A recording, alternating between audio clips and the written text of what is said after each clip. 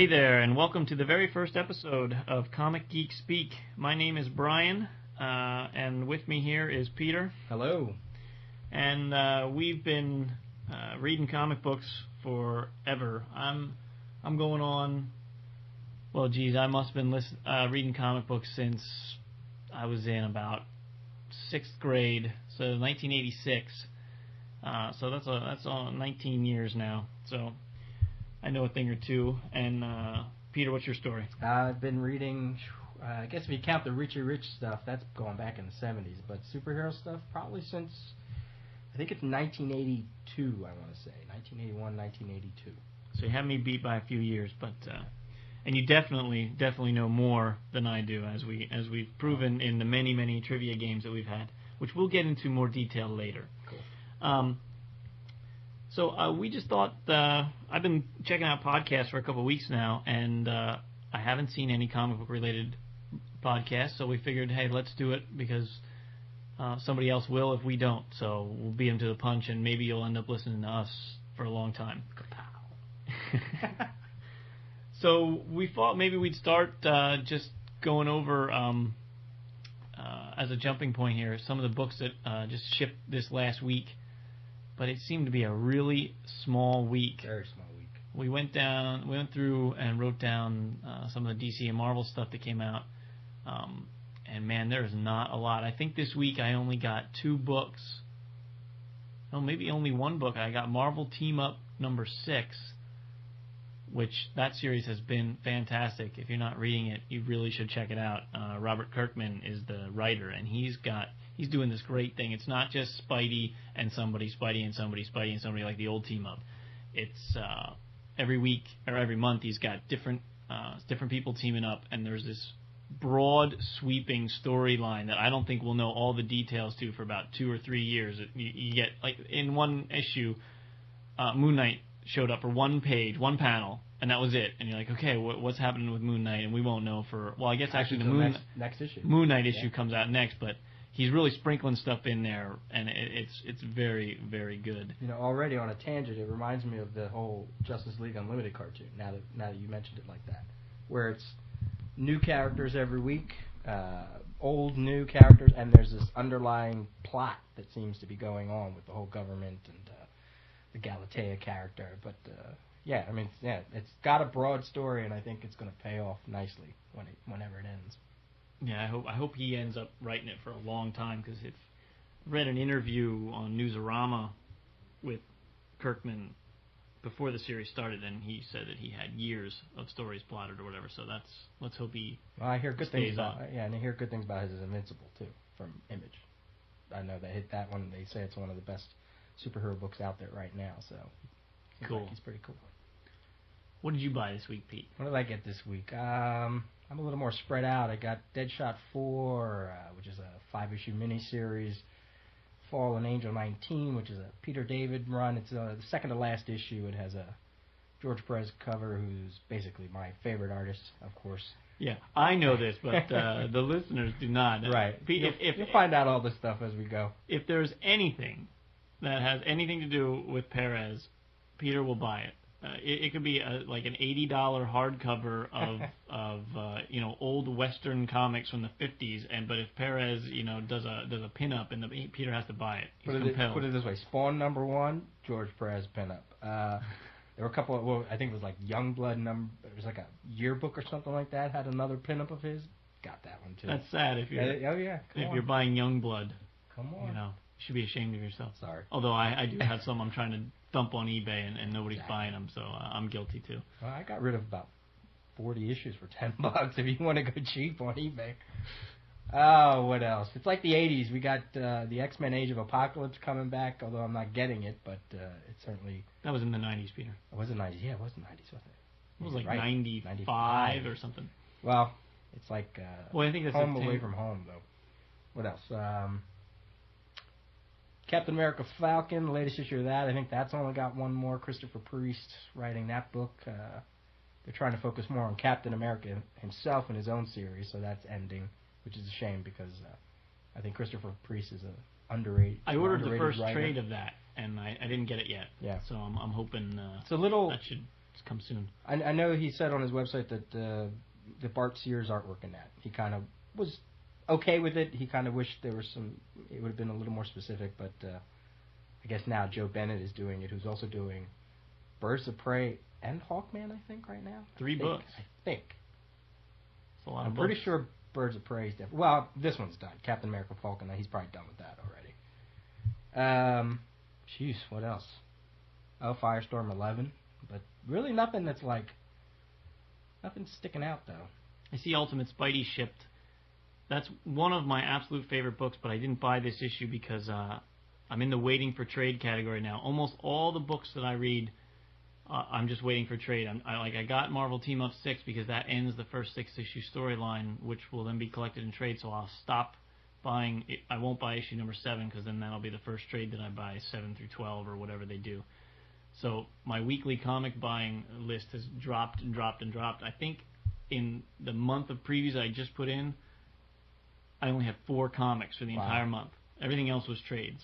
Wow. So, yeah. And we could certainly, I know there's a huge debate about that, the whole, what does that do to the industry and not picking up books every week, but I think, if anything, I think it helps. What else? There's also the contemporary Teen Titans Toys second wave, Kid Flash, Ravager, Superboy, Brother Blood, DC Direct, I think, is about, like 80%. Other stuff is good, maybe 70. Yeah, if they would stand up. If they would stand up. I have all these, JSA figures that I purchased like 5 years ago, and almost none of them stand up. They're all leaning against the wall. They should come with those stands. Like the Marvel toys are awesome. They got these stands and they got the little pegs, and you can pose them in different places. DC should at least come out just include a 5-cent little plastic stand. You're making me pay $15 or $16 for a figure. It should stand up straight. Like the Dr. Fate toy, I remember, has one leg is longer than the other one. Really? So you can't stand it up by itself. Even if you had a peg, it would be hard-pressed to stand up. Well, they do look nice, though. That's one thing I have to say against some of the Marvel Legends, where some of those articulations, like in their gut and in their neck, and it does get a bit excessive. Yeah. Cool. But they're cheap. They're $8. True. So I can buy 2 for the price of 1. So very true. Cool. Well, that kind of sums up what came out this week. A very, very small week. But now, I'll say this. Go ahead, Pete. Legend number 1 came out. It's a 4-issue miniseries by Howard Chaykin, and it's about the. I think it's Howard Chaykin. Now that I said that, it's about. I'm gonna forget what it is. It's the Gladiator. Gladiator, is that it? It's basically the story that Superman is based off of. The old. I think the character is Hugo something or other. I forget. Now I'm totally blanking. We'll have to edit this. But it's a retelling of the book or the story that the creators of Superman actually used part of this story to create Superman. So they're actually getting it into a super comic, and I thought, Howard Chaykin is kind of hit and miss sometimes, but sometimes stuff's really good and strong. So maybe with this kind of source material, he can really do something kind of cool with it. So I thought I'd just throw that out there. Well, that's good. I don't think I'll be reading that one. No. But, you can enjoy it. I didn't pick it up, actually, either. Oh, so you're pimping it out, but you're not buying it. I got to wait for the trade. Uh-oh. All right, we're going to start, this is our first episode here, but we are going to have a feature that we're going to do every week. Or we might do these more than once a week, but we're going to shoot for once a week at first. But anyway, Peter has written an exceptional comic book trivia game. He's got thousands of questions. Over 3,600 questions. That's a lot of questions. That's more than Star Wars, I think, the true. Oh, absolutely. Way more. And we play it. It's broken down to Marvel and DC, and the 6 categories, similar to Trivial Pursuit. We actually took a Trivial Pursuit board. Well, Peter and our buddy Kevin took a Trivial Pursuit board and found pictures on the internet or scanned in comics or what have you, and pasted them all on to a Trivial Pursuit board and made them all colored so that they're all like the colors, and it's awesome. And we play this game. We use HeroClix figures to play because we don't have little official little pie pieces for our Trivial Pursuit. And we play Trivial Pursuit with comic book trivia questions. And let me tell you, it's friggin' impossible. The questions are so hard. For me, anyway. Oh, I was going to say. You'd never know. When we play this game, you would never know that I've been reading comics for 19 years. I can't remember anything. What color is Wonder Woman's belt? And I have no idea. No idea. But everybody else knows all the answers, so I play along, and I get 1 or 2 questions right a game, and I'm very proud of myself, and everyone else answers all the other questions. So I thought, I'm going to try to stump Peter. Now, I could have been really nasty, and I could have taken... some obscure comic. He's more of a DC guy. I'm more of a Marvel guy. So I could have taken some obscure Marvel comic from the 80s, and I could have dug through and said, what was the cab driver's name? But I didn't do that. I sat down with my DC Encyclopedia, which if you do not have this, the DK Publishing DC Encyclopedia just came out last year, 2004 sometime. Yeah. It is awesome. It's about $40. It's worth every penny without question. So I sat through that, and I came up with 3 trivia questions that I'm going to ask Peter, and we're going to see if I can't stump the Rios here. Stump the Rios. That's a little homage to Howard Stern here. We're both huge Howard fans, and they do a bit called Stump the Buoy, and so we're going to do Stump the Rios. All right, question number 1, Peter. Are you ready? Go for it. All right. What villain made his first appearance in Superman's pal Jimmy Olsen, issue 139, in December of 1970? Oof. I want to say Darkseid, but I think that's too early. I think that's too early for the whole New Gods. I think that was later in the 70s. So, yeah, that's a stumper. I don't know. Unless it's Darkseid. That Darkseid is correct. It is? Ding, ding, ding. I didn't think it was that early. Wow. 1970. Huh. All right, question number 2. Name all 7 members of the original Freedom Fighters. Okay, so that'd be Uncle Sam, Human Bomb, Phantom Lady, Doll Man, Black Condor, Ray, and Firebrand? Or who am I missing here? Said Black Condor. I think it's Firebrand. Right? Well, let me tell you, I don't know.